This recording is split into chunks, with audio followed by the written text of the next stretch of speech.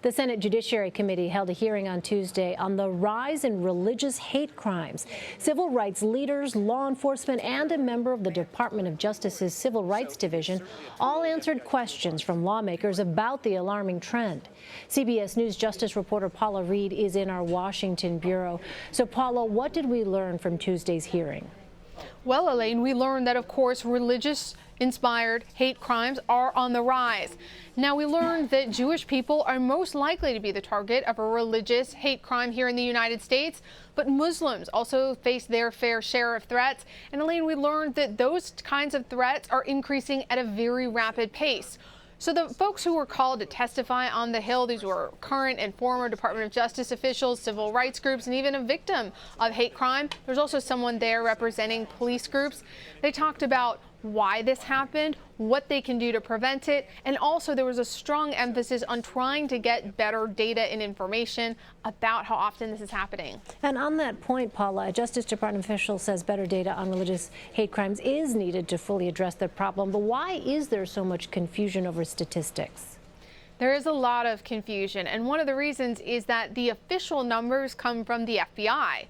But they're not released until over a year after the crime is committed. It takes the FBI about a year to really suss through the information and figure out what is actually a hate crime, what were false reports, what charges were dismissed.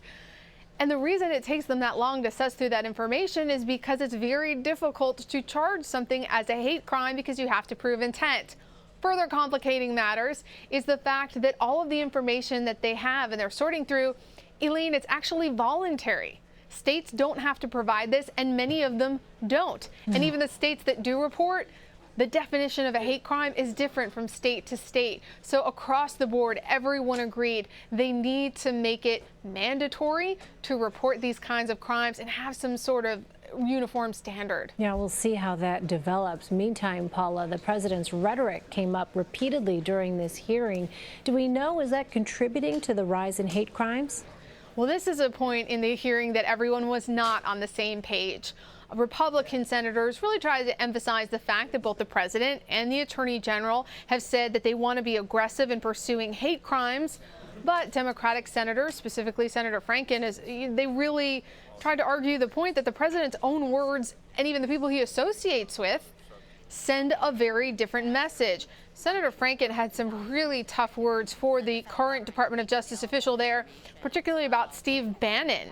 He said, how can the president associate with someone like this who, Senator Franken said, used to distribute anti-Muslim propaganda, and then at the same time say he wants to be aggressive about hate crimes. But Elaine, the fact is, hate crimes are not new under the Trump administration. And the question of whether or not the president's rhetoric is contributing to people carrying out these kinds of crimes, that is something that we do not have a definitive answer on at this point, though many people have suggested that is the case. Well, Paula, we know there has been a spate of attacks against Jewish community centers.